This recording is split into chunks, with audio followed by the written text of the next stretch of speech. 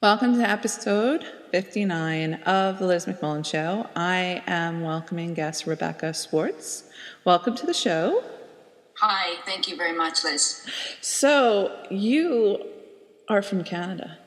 Yes. And they let you out? Well, you could say that the Americans let me in. Oh dear, how indiscreet. One of the things I do want to talk about, when I was reading your work, you really have the language and pacing of a Brit. And I almost expected you to be, like if I hadn't seen your photo, I would have suspected that you were an expat from the UK, which is not the case. I've been told that I am a very formal speaker and writer. Mm-hmm. And it's not necessarily because I'm Canadian, it's because I'm precise. Mm-hmm. My editor, Catherine Forrest, from my first novel, actually had to catch me on a couple of things because she thought that I made my characters a little too formal in their speech. And that was actually one thing where I kind of overruled her. Mm-hmm. Because we're Canadians. Well, good on you for overruling like one of the reigning trailblazers of lesbian fiction, Catherine. It was only overruling in terms of the formality of speech, because Canadians are and can be pretty formal. Mm-hmm. No, I was teasing. Oh, I totally missed that. Maybe by the end of the interview we'll get my occasional dry humor. Usually I'm very bald and brassy. So you were at GCLS this year? Yes, in Dallas. And you were a nominee for 2 categories. I was nominated for debut novel and for romance, intrigue, suspense. And this is for Everything Pales in Comparison? Yes, my debut novel. Mm-hmm. That's darn wonderful for a debut. That was very exciting. That was very exciting. How long have you been writing? That's a long story. I started as a child, and then as a teenager, I kept a journal, and my adoptive mother found them and wrote in them and threw them all over my bed. And so I ended up burning them and never wrote a single word again after that until I was 33. And then I began my first novel, which was Everything Pales in Comparison. So that was 1995, 96. Hot damn. Ooh. That's quite the experience. What's a bigger violation than somebody's inner mind, things that they write in their journal? Yeah. So after that, I didn't write anything. I developed a very good memory. I didn't write anything down for a very, very, very long time. Do you think that experience might have kind of inspired in Everything Pales in Comparison, the background of Constable Emma Kirby? In terms of her being private, yes. Well, and also having a traumatic experience in her late teens. She was disowned, mm-hmm. technically by her father, and then by the extended members of her family. But no, I never experienced anything like that. It's actually interesting that you ask that, because I fabricated that entire thing. I've never experienced anything like that. Yeah, unfortunately, I never had anything that harsh. But my coming out experience, first, my father, who's like an assistant dean at a college, was like, you're probably just going through a phase. And my mother didn't want me to tell anyone.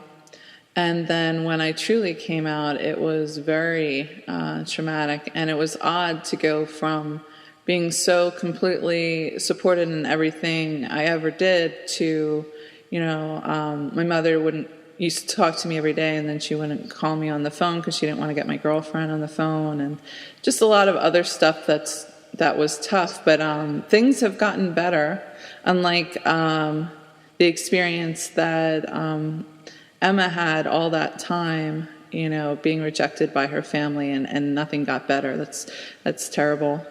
Well, like I said, it wasn't anything that I ever experienced. My coming out experience, I was 25, 26. And from that point forward, it was all very positive. So for me to write that and to write it believably, I don't even know where it came from. Do you have, as a writer, are you a planner, or you just go with the thoughts that happen and write along? I write a very brief outline. I can do the chapters very, very briefly. It's usually a few words, a sentence, just to keep me on track. And with the first novel, I followed that very roughly. So I guess it's half and half. Mm-hmm. So where did you get the idea for Everything Pales in Comparison? I honestly don't know. I don't know. It was just, I wanted to write the kind of book that I wanted to read. And I wanted it to be sweet and exciting and scary and romantic. And I think I accomplished that. It's intense, all right. What kind of books do you find yourself most attracted to? What do you like to read? Stephen King. I like Stephen King a lot. I like how he develops his characters, how he has always said he starts from a what-if idea. I like that you never quite know what's going to happen. What was your first Stephen King book?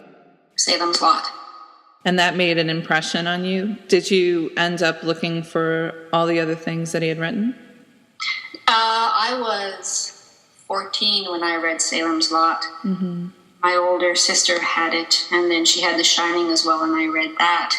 And then over the years, I kept up with everything that he wrote. I think he was releasing one book every year, mm-hmm. and I read every single thing that he wrote, right up until recently with Dr. Sleep. Mm-hmm.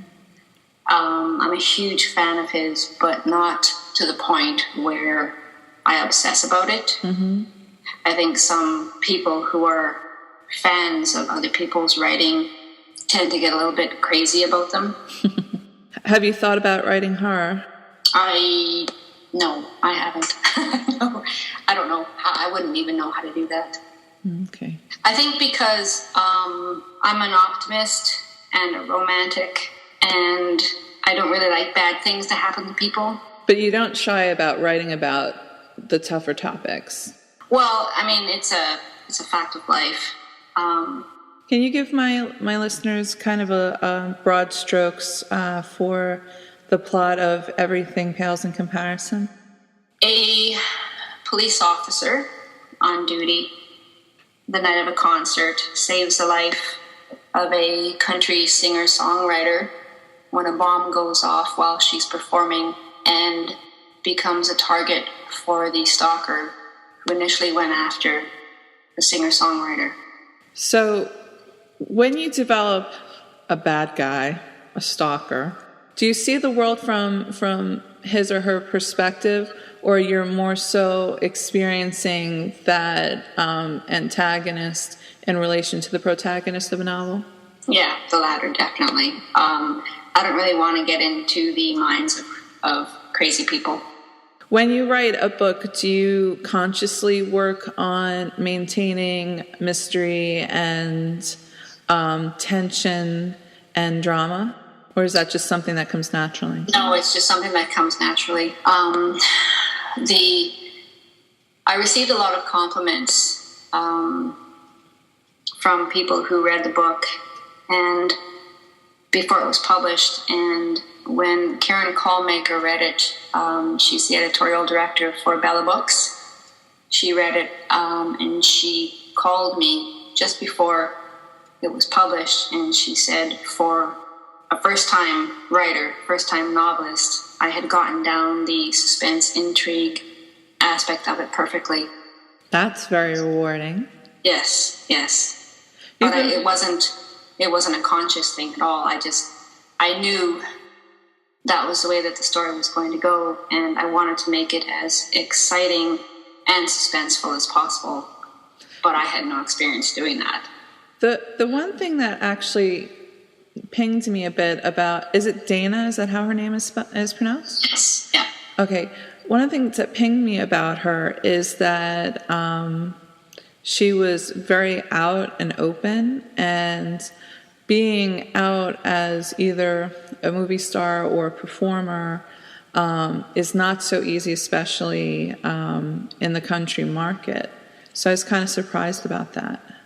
And this was well before Shelley Wright's whole story came out, when I came up with this idea. And it was interesting that you bring that up, because friends later said to me that, wow, this is like a groundbreaking story, with the Shelley Wright thing. But I had written that well before, years before Shelley Wright's big story came out, and I knew nothing about that aspect of the country music scene. Nothing. Mm-hmm. To me, it was just an aspect of myself, my easy coming out, and being a Canadian where it wasn't a big deal. Mm-hmm. Because that, I guess being from my generation, like I'm 37, and I've watched, starting mainly in the 90s and onwards, the slow progression of talented performers who finally come out. I mean, even Melissa Etheridge, she sings rock and roll, so it's not as prohibitive as the country market. And even she took a really long time before she actually came out. See, I understand the generational thing, and we don't do that, or that's unusual. But for me, it never was, mm-hmm. And I approached it the way that I personally approach everything, and that's without question and without hesitation. Mm-hmm. It actually never occurred to me that that's not how it would happen, because in my world, in my life, that is how it happened. So, is that idealistic? Yes. Did I shy from that at all? No. So, one of the things that, this is just so random, but it was just so interesting. In Canada, they refer to cops as constables. Yes. I didn't know that. Yes. I don't know, how do they do it anywhere else? They're called, they're usually called cops or detectives or sergeants. But constable, I imagine a bobby with a nightstick. It's entirely possible that way back when they had those. There was this comedian who was joking about the fact that the officers were not armed, that all they had was like a club. Stop, or I'll say stop again. Yes, that would be the Brits for you. No, we're Canadian. We actually do carry weapons. So I've had some interesting European forays, and when I was in the 90s, when I was 6, we were backpacking around Europe, and we were in Brussels, and it was occupied at the time. So there were actual tanks around. And many years later, when I was backpacking around Europe as a teenager, I remember thinking it was just so bizarre to be in a train station and see the gendarmes with huge, I don't know if they were sub-automatic weapons, but they were impressive. And I was like, holy shit. Same thing in London Heathrow. I couldn't believe how well armed they were. And this is all pre-9/11 stuff. But that really startled me, because I never imagined going through Grand Central Station and seeing something quite like that. I have never seen anything like that prior to 9/11. Post 9/11, I flew into the States, and that was when I saw soldiers in the airport with their automatic weapons. And no, I had never seen that. Coming from Canada, there's not a lot of gun society stuff. there's just not a lot of it. So,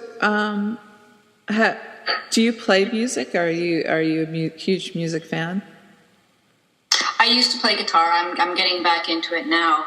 I used to be a DJ in a women's club in Winnipeg. Mm-hmm. I'm a huge music fan, but... What kind of DJ? I was a club DJ. I played dance music, top 40 stuff. Mm-hmm. No, I asked because, like, you know, there's a lot of different genres that people do, types of parties, like house parties, etc. You know, different types of music or hip hop. I had sort of my own business on the side as well. I did. Do you know what a social is? I think so, but you tell me what you mean by it. So it's sort of a Manitoba thing, the province that I come from. A social is it's a party that's put on for couples who are getting married, or it's a way of raising funds. Oh. I don't know what it's called anywhere else, but I would do socials, or I would do golf club parties, weddings, things like that. I played a lot of different venues. Where did you get your love of music? I don't know. I don't know.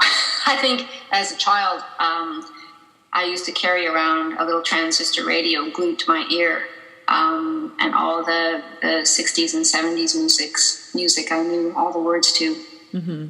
I think it just developed from there. I loved 80s music, and that's where I started thinking that I could play music. Mm-hmm. So as a DJ, it just developed naturally from there. So what are some of your favorite 80s bands? Go-Go's, the Bangles. There's far too many to even think about. Tears for Fears. I think pretty much you name it. Were you a John Hughes film fan as well? You know, Pretty in Pink really annoyed me. But I loved Some Kind of Wonderful, so.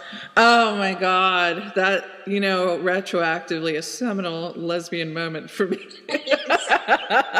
Oh my God, it's like I never realized when I first watched it, you know, and Mary Stuart Masterson. But retroactively, like as an older teen watching, I was like, yeah, I was, how old was I?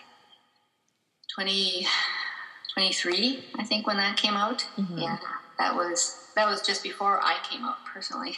no play on words there. Yeah, but I love the music in it, and the drumming solo, like in the beginning. Oh my God, I actually had the soundtrack for that one as well. I did too.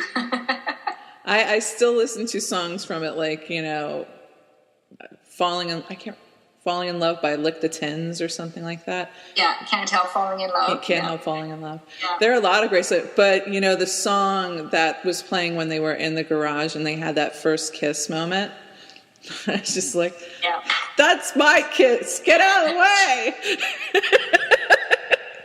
She loves me, oh, and she loves me all the time. I could literally see myself in his role, like gripping her hips and kissing. Oh my God. It's a good movie. It was a very good movie.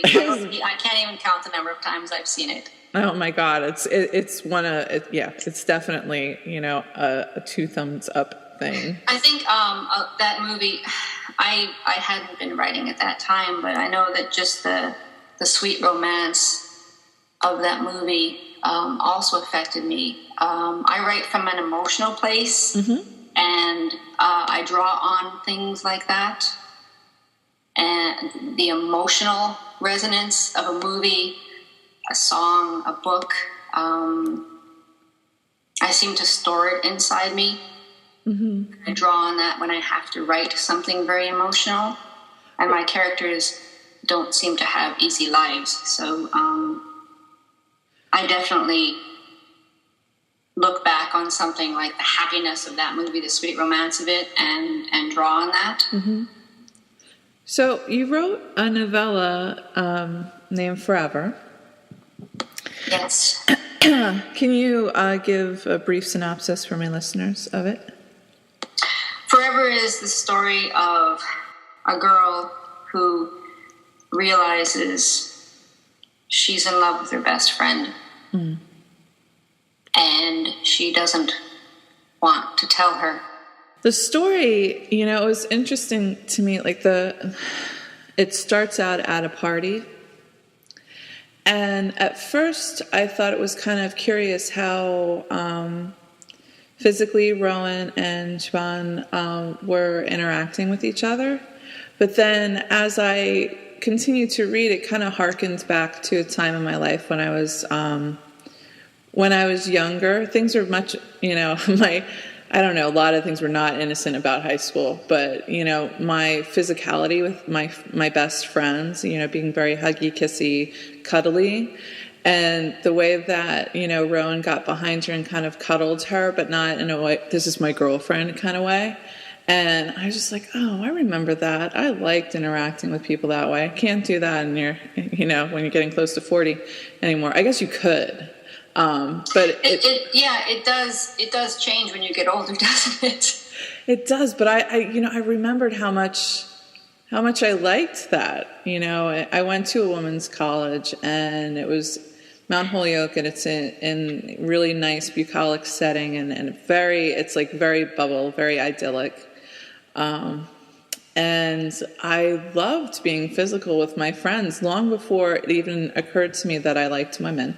And I kind of pictured myself in that way, like the way that they kind of, way that, she leaned back into Rowan's body, and that kind of comfort and love and whatnot that you have with somebody that you're truly close with. I was like, I remember that feeling. I liked that feeling.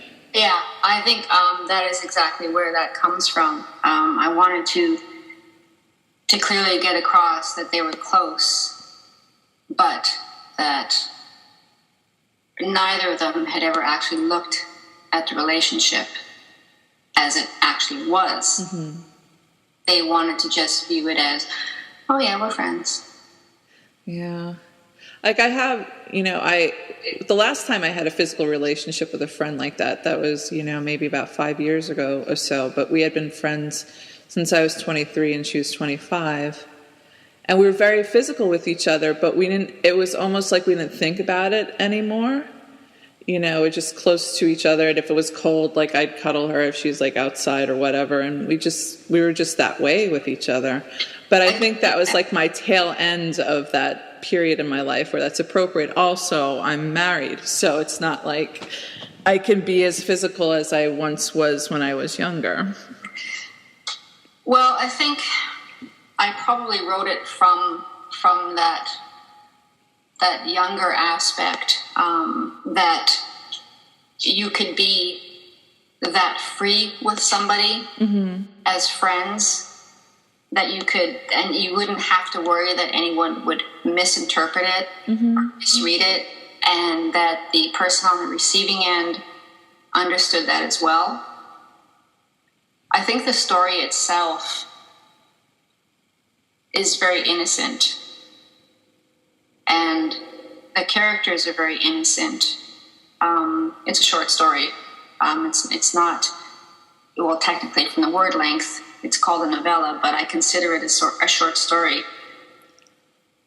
There's not a lot you can develop in that amount of words, and I tried to get across as quickly as I could how close the two of them were.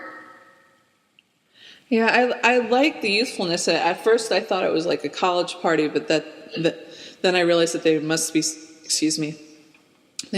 a certain degree older than that. But I think you're on point with the innocence factor. Even the way that they were expressing their sexuality still harkens to what is kind of starts in adolescence, may continue into young adulthood. Just that way, how Siobhan was like almost primal in her sensuality and the way that she held herself and how she walked, and somewhat like a predator, but not in like a nasty, ugly way, but in a that's how she expresses herself kind of way. Yes, she was a very physical person. I liked that, and you were very consistent with the language when you were describing how she owns the space that she's in, and how the way she moves is also a reflection of who she is as a person. Thank you for commenting on that. I appreciate that. Yeah. I like the story. There are a whole host of things that I would love to discuss, but we cannot, because a lot of what is special about the story are the surprises. It's very well written. There's lots of great stuff going on there, and I'd love to talk about them, but I simply cannot. Yes, thank you. Because listeners, I love you, and I want you to experience it firsthand. And it's one of the reasons why some things I don't read reviews and other shows before I started doing my own. I didn't listen to them until kind of retroactively after I'd already written the things that they reviewed, after I'd already read the things that they reviewed. Then I would listen and enjoy it, because I don't even really watch movie trailers. I love movie trailers. But I hate, it's like, no, you can't take that away from me. So I think that Forever, I have only written 2 stories, and I wrote Forever almost immediately after I finished Everything Pales in Comparison. It was an experiment. Mm-hmm. Writing in the first person, I wanted to see if I could do it. Mm-hmm. And then writing a short story, I wanted to see if I could do it. So the entire idea for it came to me, I think on a walk one day when I was taking my dog out. The idea came to me, and it was short and sweet, and it was like a punch in the gut. Mm-hmm. And so I wrote it very, very quickly, relatively speaking. It took me 3 months to write it. Mm-hmm.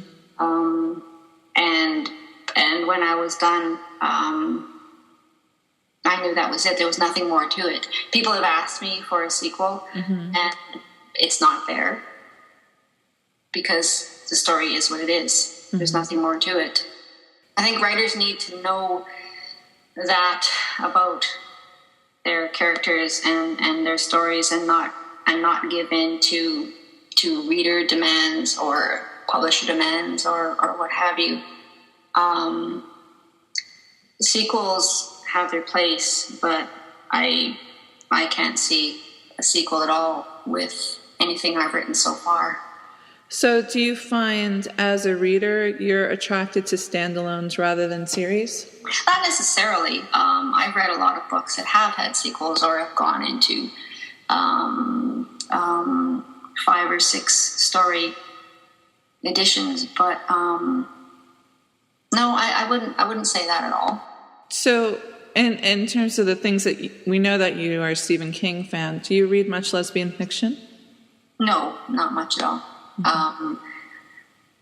From the time I began writing Everything Pales in Comparison, I had read maybe 2 lesbian fiction novels. Mm-hmm.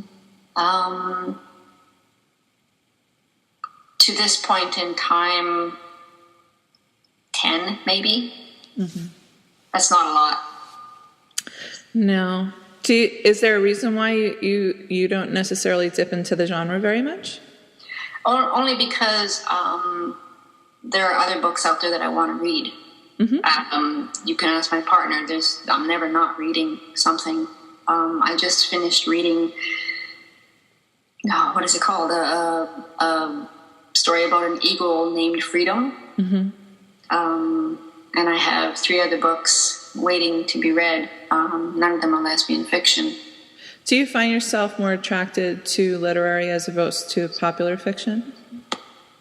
I'm not really keen on that sort of distinction.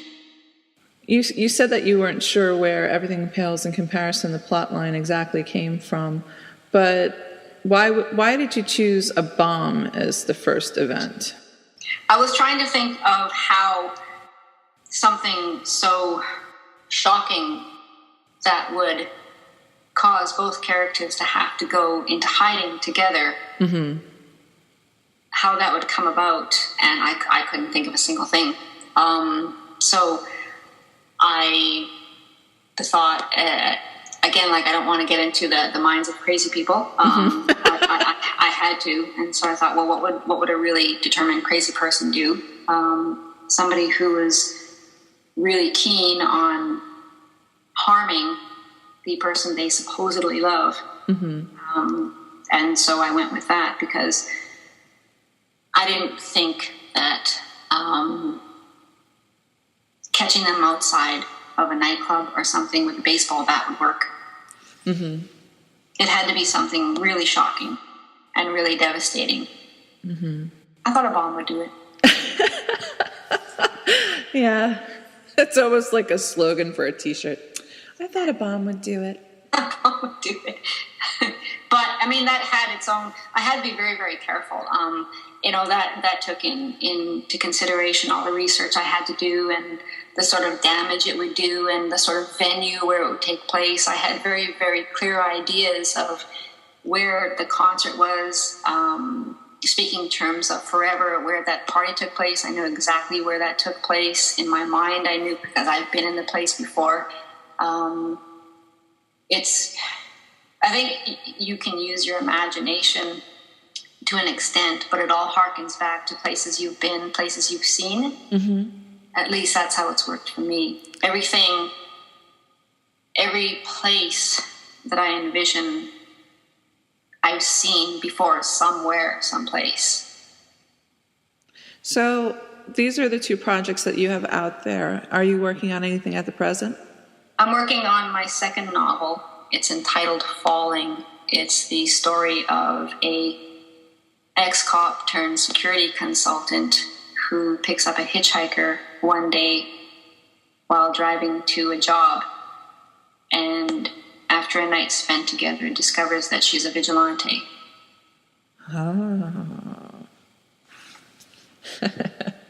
One of, like you can have, one of my favorite vigilante tales, I guess if you can have them, Jove Bell's Edge of Darkness is quite the vigilante story. Since you haven't read a lot of lesbian fiction, you might not have read it, but it had, the premise was a woman who had been abused horribly, from the time she was a child, was working in a domestic violence shelter. And she had some very specific ideas for what should happen to the abusers of the women who came into her center. So it was quite something. Yeah, that's. I've been told that I have a very strange imagination. Do you feel that you're more often than not gravitated to a Law and Order type book? I've been told that I am. It's not necessarily that. I don't think. When I was younger, I wanted to be a cop. I couldn't because at that time there were restrictions, and one of those restrictions was vision. You couldn't wear glasses, corrective lenses, and another one was height and weight. And I was 5'5", but I was only 100 pounds. Nowadays, that's not a restriction. But at the time it was, so I couldn't be a cop. It's possible that my idea of somebody in law enforcement, like my two characters, is idealized. But I don't think that's a bad thing. So if you could write, as if you had in front of you the next 3 novels that you could see happening, what genres do you think that they would fall under? And would one of them ever be mainstream fiction? The 3 novels that I have in my mind to follow the one that I'm currently on, one is a Western, one is, it's a medieval concept that takes place in the future. I like the contradiction of that. And the third one is probably, I'm not sure what you mean by mainstream. As in straight fiction, or something that wouldn't come under the rubric of lesbian fiction. I'm not sure that I've always been comfortable with the genre lesbian fiction being applied to to my work.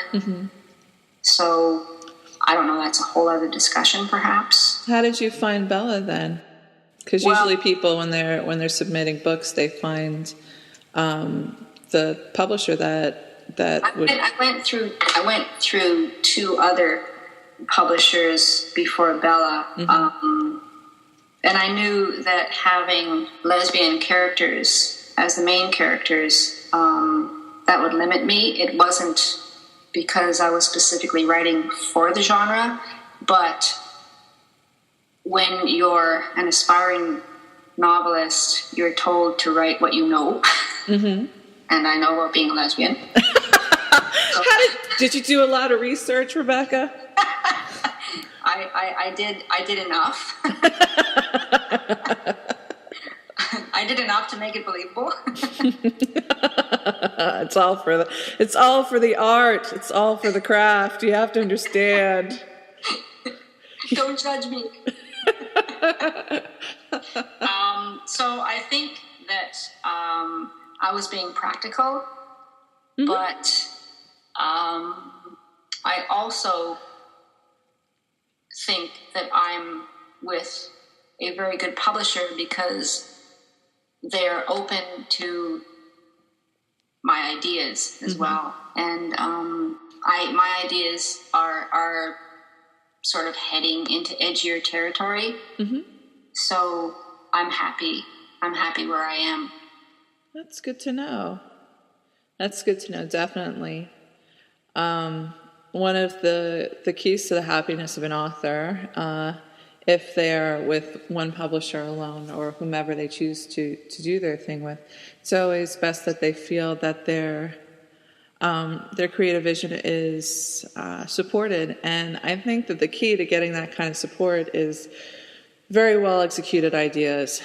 If you're writing at a certain level and you even if you only have like 1 or 2 pieces out there, then there will be more open to something out of the norm or something that may not fit neatly into a particular blurb for a genre. Like if you go to different publisher websites, they have the different things that the things that you can come under.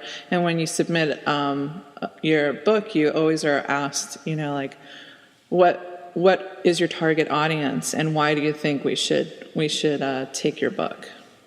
Yes, and I remember being asked that as well. And I remember submitting my letter and saying, well, because I'm a lesbian and I know my audience, and at the time that was a good answer. Now, my answer would be much broader than that. But that pretty much goes without saying.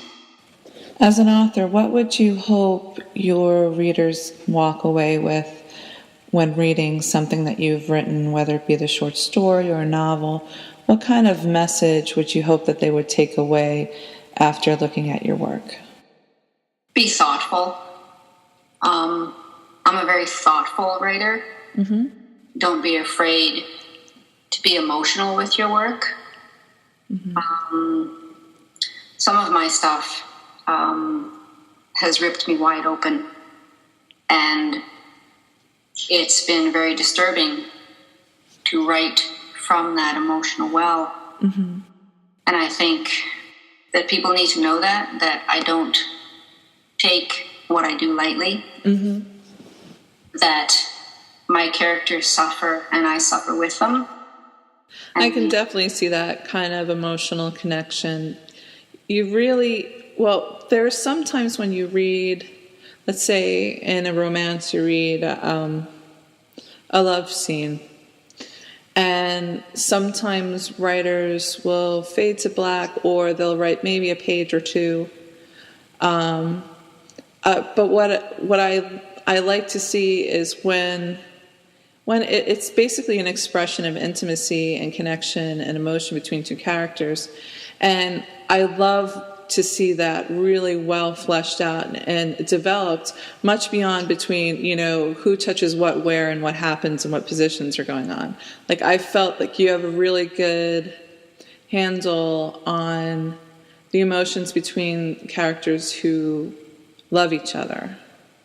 One of the biggest compliments that I got from Catherine Forrest with my first novel was with the love scene.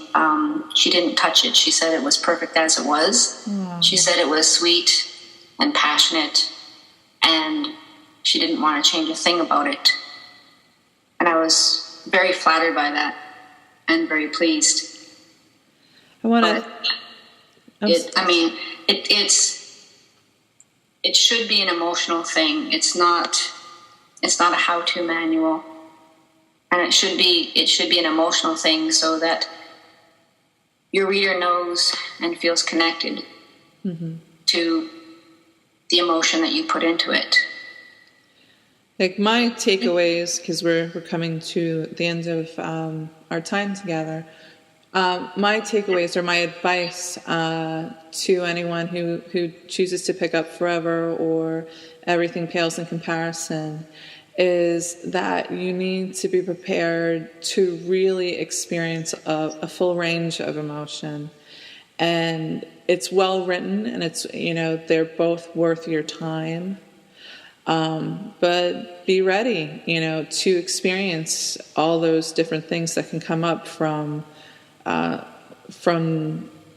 these unexpected turn of events. Because that's life. Yeah, it's true. That is life. Yes. So I want to thank you for being a guest. I appreciate you spending the time with me. I appreciate being invited. Thank you very much. Well, you're welcome.